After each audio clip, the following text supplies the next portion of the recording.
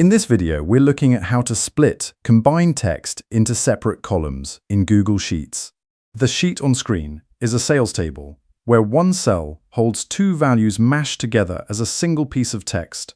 Google Sheets has a built-in feature called Split Text to Columns that breaks that kind of value apart using a separator you choose.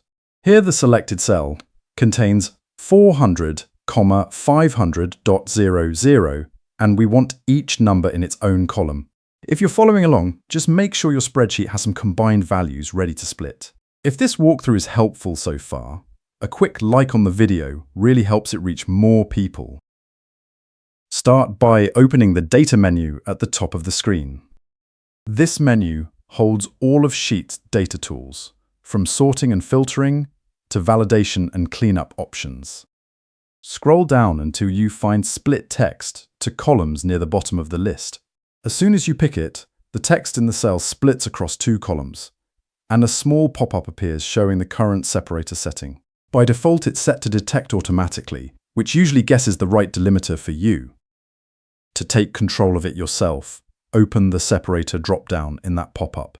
You'll see several choices here, comma, semicolon, period, space, or a custom character of your own. Pick whichever one matches what separates your data in this recording, comma, is the right fit.